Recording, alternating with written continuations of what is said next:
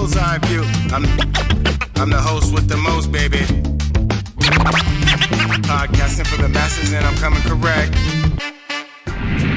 Today I got one of my favorite teammates on, one of y'all Tennessee Titans' most beloved players, Samari Rolle in the building. Samari, welcome to Bullseye View, my boy. Thank you for having me. Thank you. Florida football versus the rest. Are you being from Miami Beach, went to Miami Beach High. One of your teammates was Dwayne Starks, NFL Super Bowl winner. Florida football versus the rest of the country, man. Talk to me about it. Why is it different? And is it the best? Is it the best? Is it the best?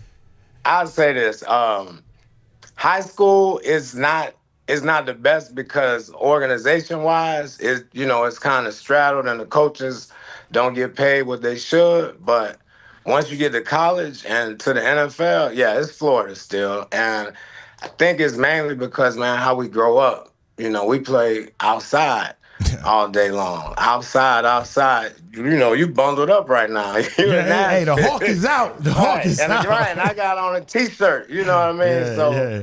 I think that's the biggest thing, just the fact of the weather, and it's the way out for a lot of kids, man.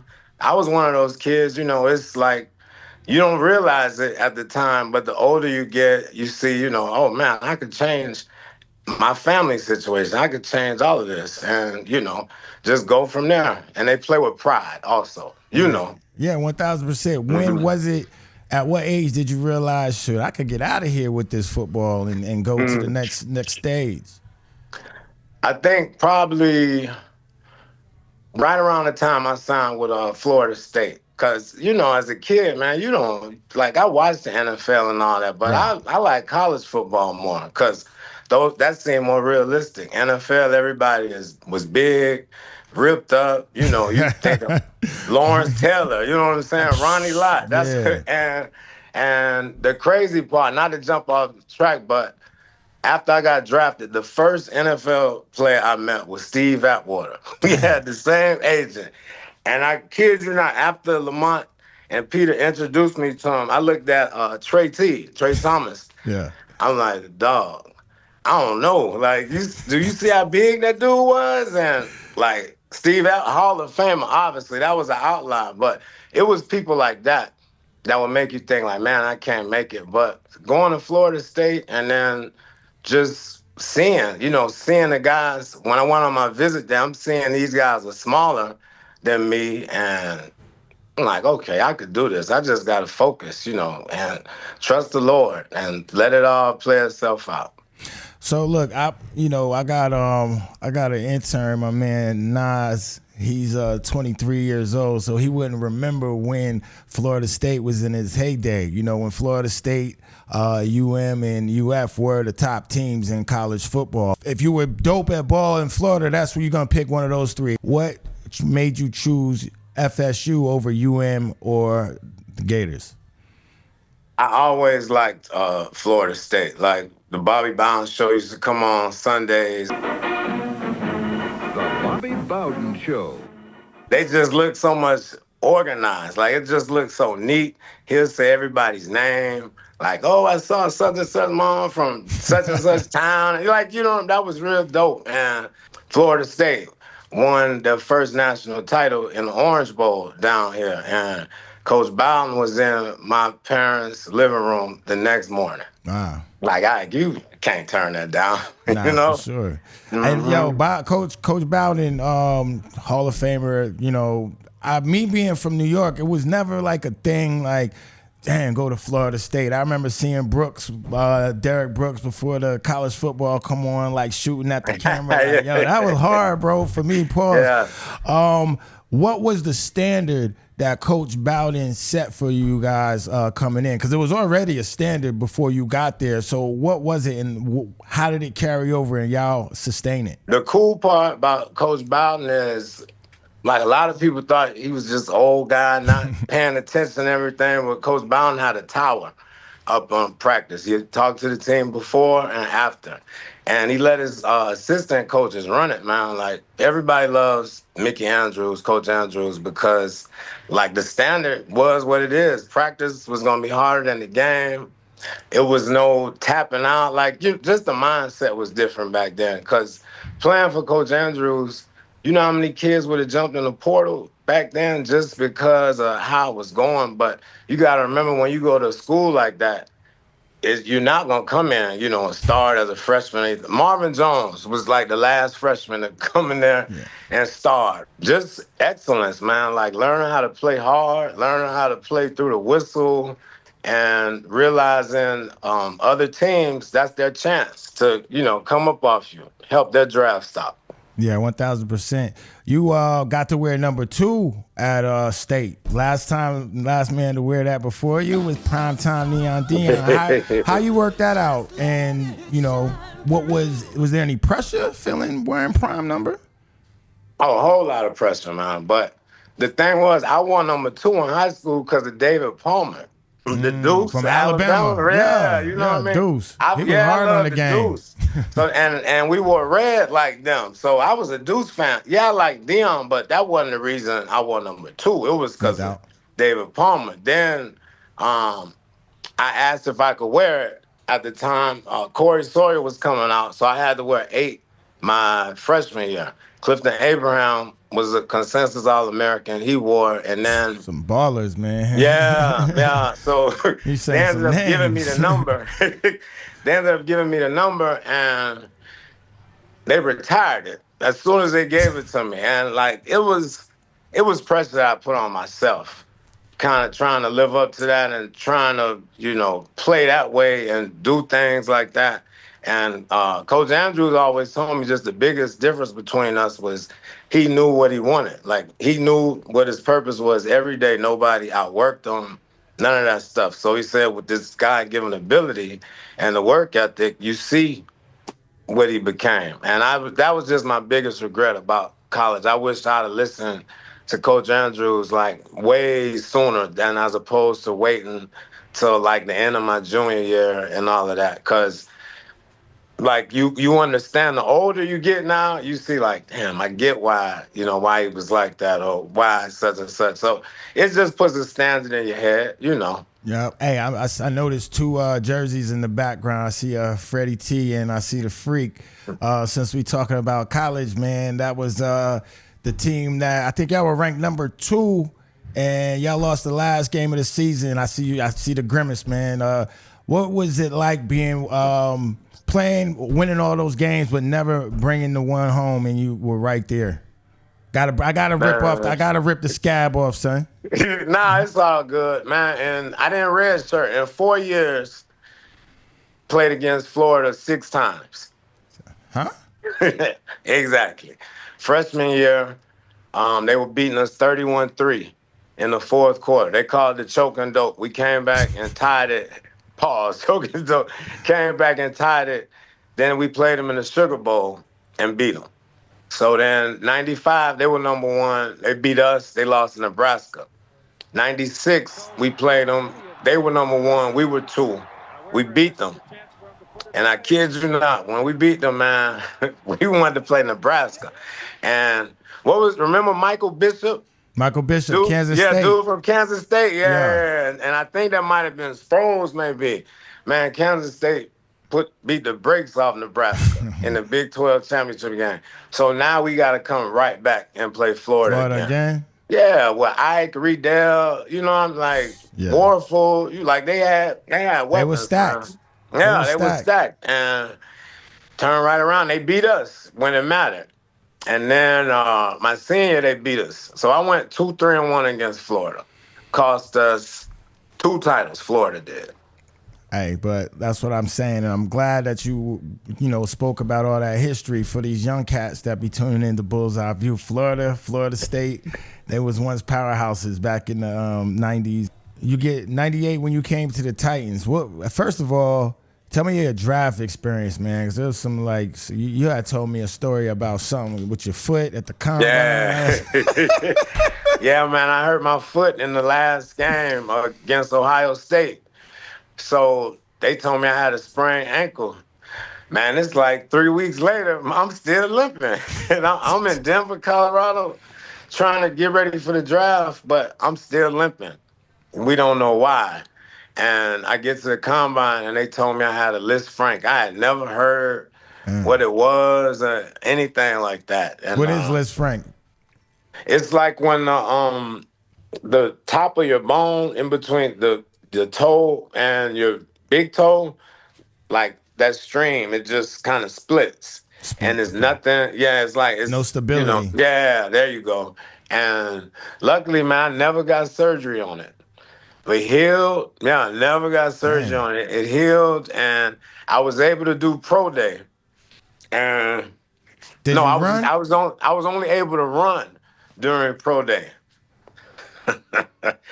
And so it was time to do the DB drills. Herm Edwards was running the drills.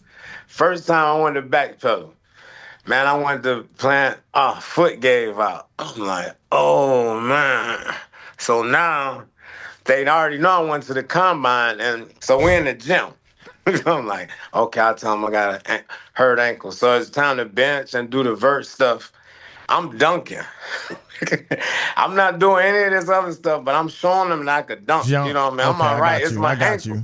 So Rich Sneed told me. You trying to rig it up. Be like, look, I can't do this, but I could do that. Yeah, you know what I mean? So Rich Sneed told me he stood on the table. He stood on the table for me because they were asking about my foot when it was time to draft. He was like, I saw him dunking. I saw him. That's why you and Rich, hey, yo, okay. Remember Rich me Sneed and was Rich? always cool, but I got cool, it. Got you. That's it right there. We were always cool. I'm like, man, Rich, that's what's up, man. Because I never talked to they were the Oilers at the time. Right. Never talked to anybody from there. Nobody. So, shoot, what was that like? Because you got here coming from Florida State, probably losing, how many games you lost in your whole career to come in here to now you're at Vanderbilt, in between, you don't know if you're the Oilers or the Titans, you don't know if you're Memphis or Tennessee or Houston. Come on, bro, what's up? It didn't feel like the NFL. Like that you know what I mean? It wasn't the Jerry Maguire moment. Yeah, welcome to the NFL. To them, it didn't. And then they would joke about it. They were like, it was way better at Florida State than this, huh? And I'm just happy to be there. And thinking back about it, man, we were in trailers.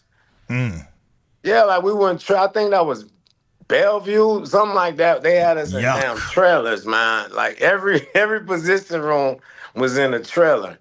And our home games were at Vanderbilt.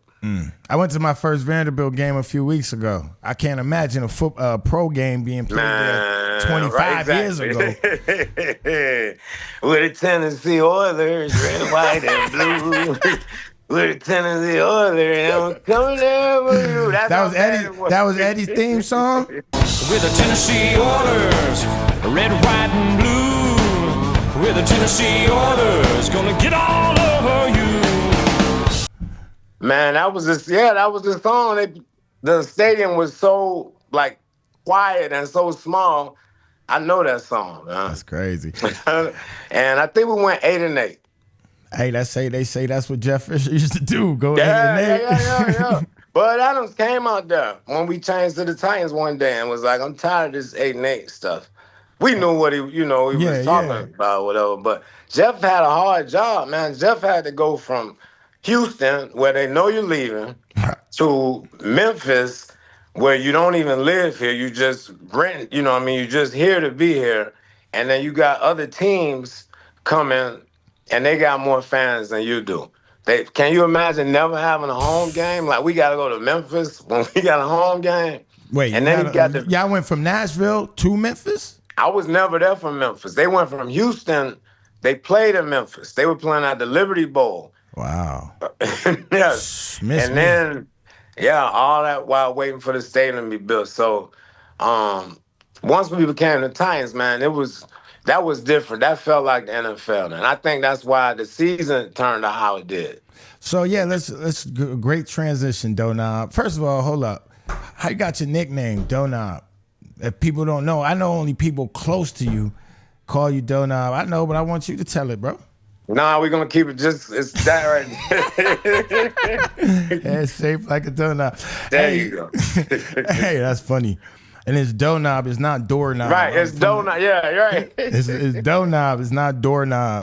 You went 88, 98. So what was the standard to take y'all from 8-8 to the year that y'all had? Like, what was did the standard change, or just was it coming in, having your own facility, feeling like you're a team? Like, what was it? Or was it the freak?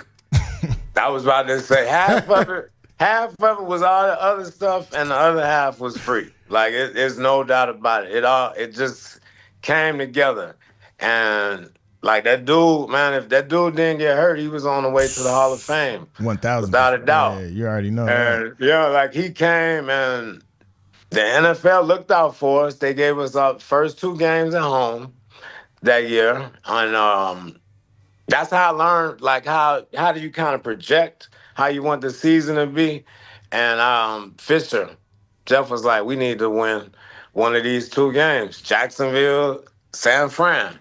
You know, Jacksonville, that was the team that year. And when we beat them, like, okay, we might be all right. And then we played the Rams, the greatest show on turf that year. And they were undefeated, and we beat them. We were like, oh yeah, we pretty good. And hammered Jacksonville again when they came down there. So yeah, it just worked out for us, man. But that team wasn't better than the 2000s team, which is the crazy part. The 2000 team would destroy that 99 team. It's not even close. Everybody down there would tell you that. But that just goes to show you it's not, always about the best team. Y'all was able to clip Jacksonville 3 times and, quite frankly, just have their number, man. Jacksonville ain't really never do nothing with us, with all due respect.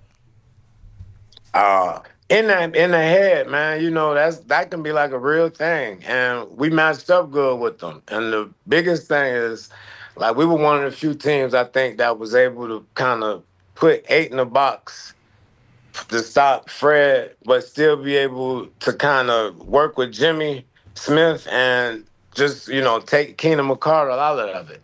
Wasn't a lot of teams that could do that. And offensively, Eddie would get off against them. Mac 9, bless his soul, would play well. And they just, I don't know, I think we were in their head. I think, we just had Jacksonville's number because I think they were better than the Rams. Like the 99 team, the greatest show on turf, I think had they played, I think Jacksonville would probably beat them because they could have scored with them. One of the things you said about Jacksonville is how you were able to stop them, put 8 in the box, and then, Keenan McCardle and Jimmy Smith able to match up. I feel one of those reasons is because you always accepted the challenge of matching up against the number 1 wide receiver. That really goes overlooked, and it's really unheard of these days. And I got to give you your props because, I know for a fact we were a man-to-man team, and even when they tried to put you on somebody else, you're like, nah, fuck that. I got Marv, I got Plex, I got whoever number 1 was, you accepted that challenge week in and week out.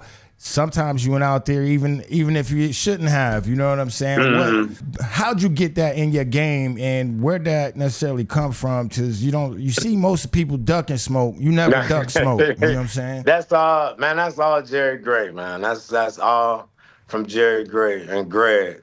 Greg used to say he would coast. You know what I mean? I'd be out there coasting, but he's like, if you put his ass in the fire and he's got to play, and he don't want to look bad. So you know what's going to happen. And Jerry just stayed on me. We played the Ravens and Priest Holmes. We had no fucking idea who Priest Holmes was. And Priest Holmes came out there and just, like, ran all over us. And Denard Walker had a bad game. I didn't get one pass thrown my way, like nothing.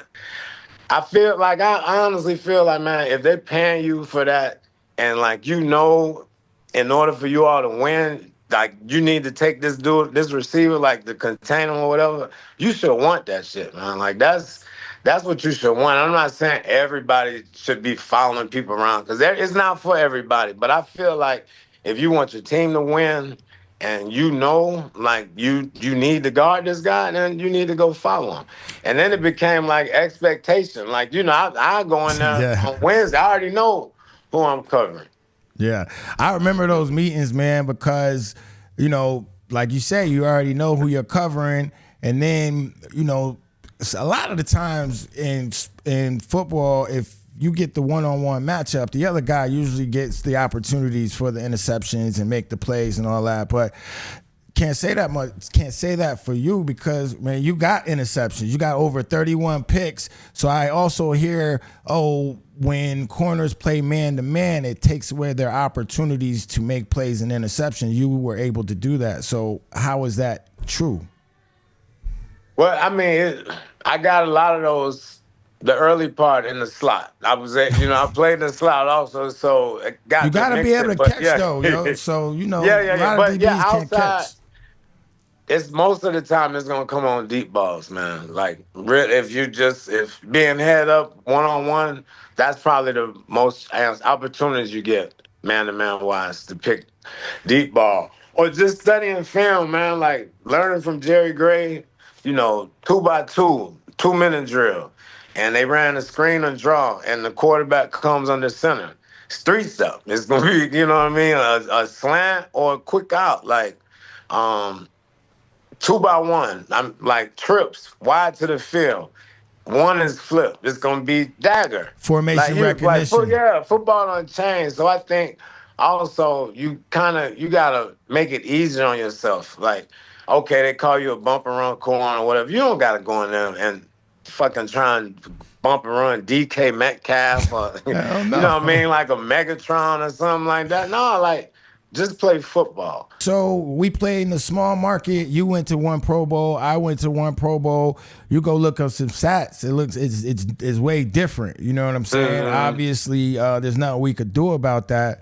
But the small market is a thing. So how do you think that affected your career early than when you went to, obviously, Baltimore? It's not a bigger market, but it's bigger than Tennessee. Yeah, it was.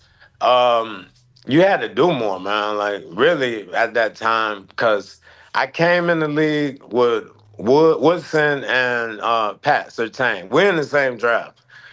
Ty Law was already in the league. Aaron Glenn is already in the league. Sean Springs, Sam Madison. So, like, I mean, you got to try and fit in there somehow. And then you got McAllister, like coming right behind us, and then they traded Champ Bailey to the AFC. You know what I mean? So really, I mean, you know, it is what it is. Basically, we're trying to get a spot back then. Now, had I been on another team, and you know, no knock against the Titans or whatever, another market, then yeah, I probably would have gotten more. But you got to remember, also on our team, they pushed Eddie and Steve, as they rightfully should have. Right. That's who the focus was on. Even though we were a defensive team, they got the focus. Hey, I'm gonna say this though.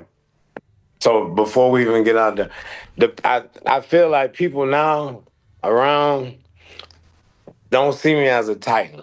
It's almost like they just know Ravens because that was the last thing they saw. But I'm like, no, I love my time with the Ravens, and like it's a dope franchise from the owner, head coach, Ozzie, everybody. But like, I'm a Titan. You know what I mean? That's why I made my bones. That's what, you know what I mean? So yeah, I'm a Titan. I can't root for him right now because I don't know what the product is, and the Ravens got Lamar. The Ravens so wait. You're a Titan, but you can't root for them. But they got Lamar, King Henry, all that. So you kind of are playing both sides. They playing, you cosplaying. They still sending you stuff like this, man. Brick by brick, man. Nah, I ain't getting none of that, bro. Titans ain't doing that. Hey, Tennessee, man, we got to do better, man. That's what I'm like. We got to do better, man. Hey, look, once a giant, always a giant. I'm sure if I went back over there, they show me some love. You know what I mean? They like what I realize is like organizations like, they see you as the player that used to kill them or have good games against them, and then they get you in their building, they get to know you, they meet you as a person, meet your family, really and they appreciate that. You know what I mean? Right. So that's where that Ravens love. We earn that. You earn that. So Titans, look, we gotta do better, man. You heard Samari say it right here on Bullseye View. He is a Titan, but he be getting all these gifts and shit from the Ravens. Yeah. Fly shit, like fly shit. They got us some hoodies. What? It's pretty dope, boy. Yeah. Oh man, yeah, we got to get it together. After football, man, you stepped into coaching a little bit. You tried your hand getting in the league with coaching. Tell me how'd that experience go, and why do you feel a lot of former players don't get into coaching? I tried, like physically, I wasn't gonna be able to do it, like just the standing up and the wear and tear, the epilepsy, like that was gonna make it hard. But I tried to give it a shot, and like football players got the stigma that they didn't work hard, like nobody studied. You know what I'm saying? Like they're like the coaches are the ones that are the only people that sat in the room and come up with this and all this and that, and like that's they some come bullshit. like they come up with this what you gotta grind or do the grunt work. Fuck that, man. You know what I mean? Either you're ready for the position or you're not. Yeah, I get like taking a year or two to learn or whatever, but people aren't playing like 14, 15 years because they were a good damn athlete. Right. Or good fucking football. Like, I mean, at some point, it's up here.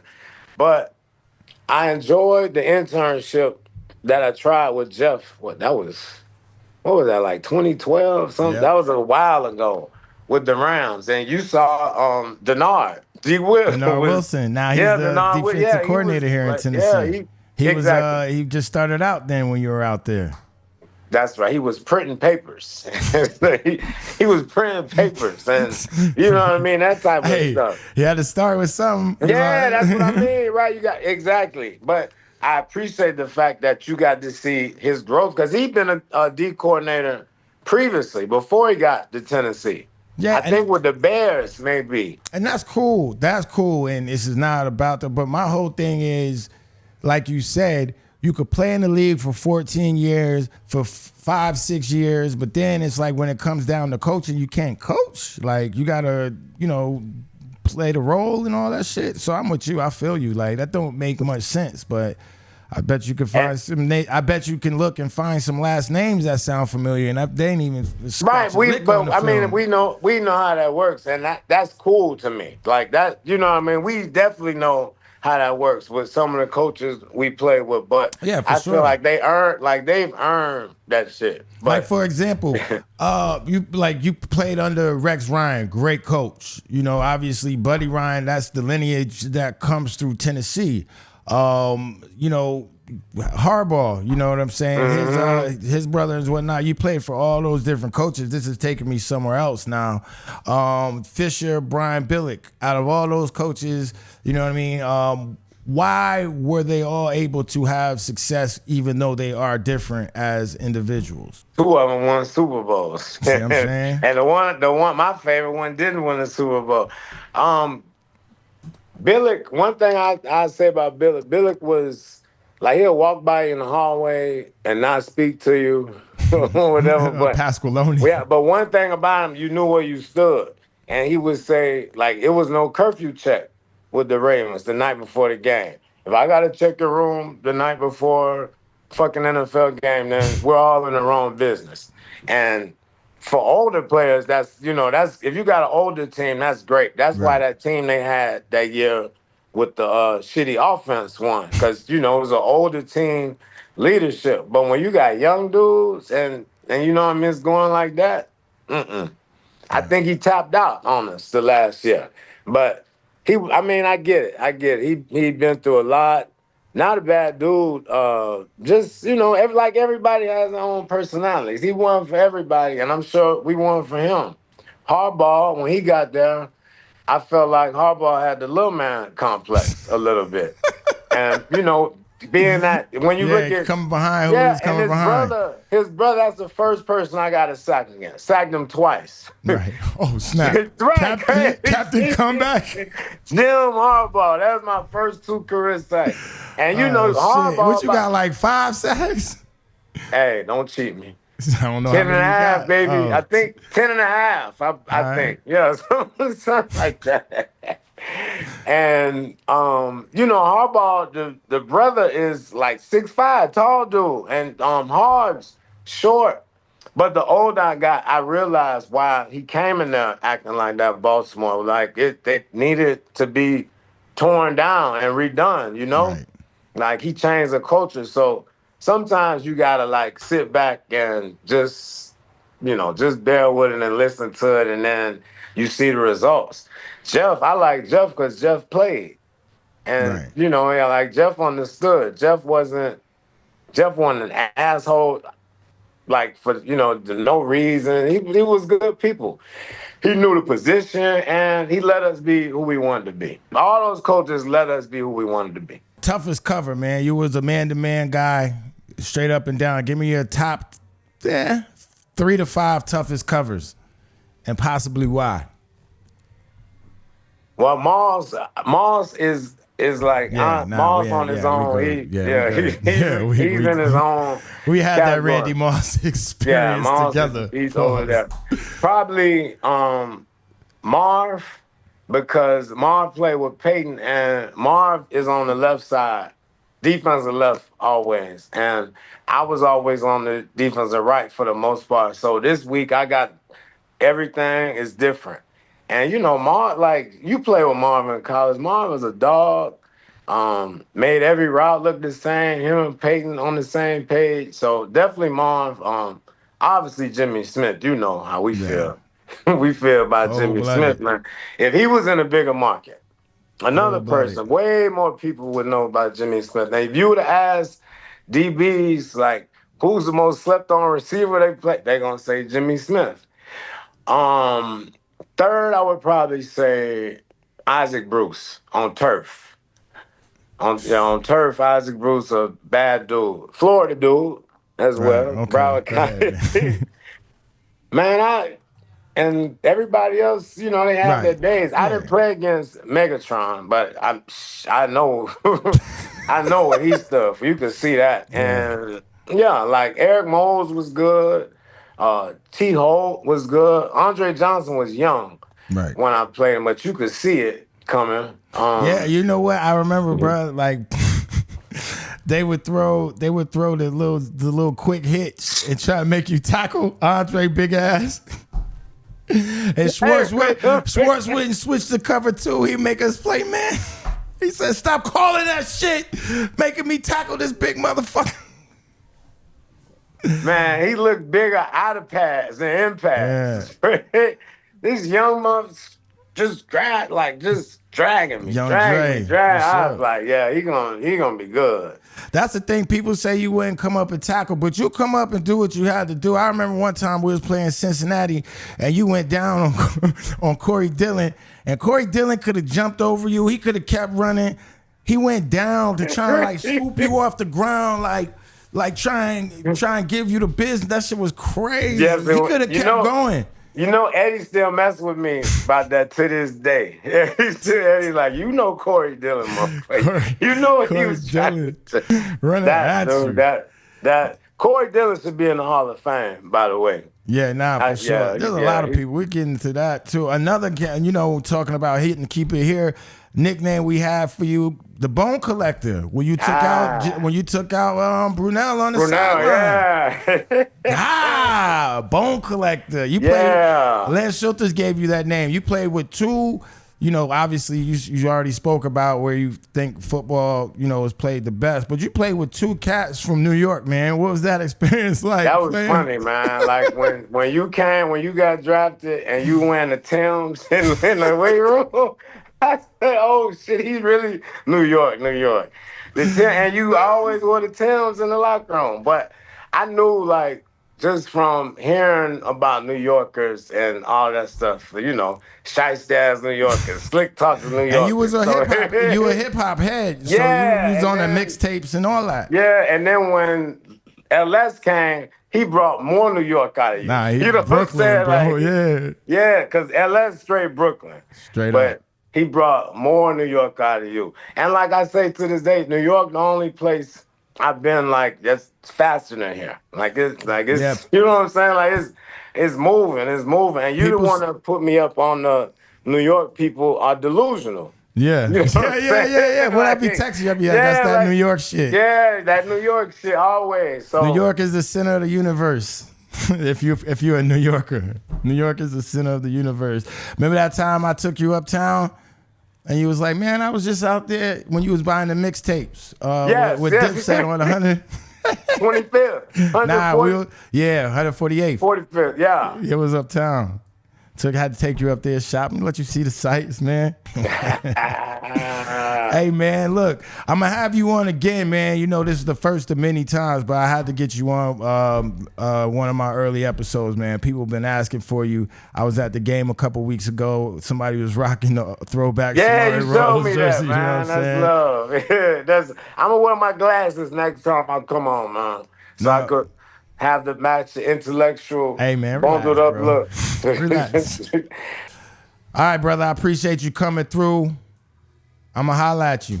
Thank you for having me. Hey, shout out to Mike Eccles. You true Titans fans know Mike Eccles, Rich Gardner. Shout out to them boys. Tony Beckham. Who am I missing? Skip Hicks. Shout out to all them boys. All right, bro. All right. Podcasting for the masses, and I'm coming correct.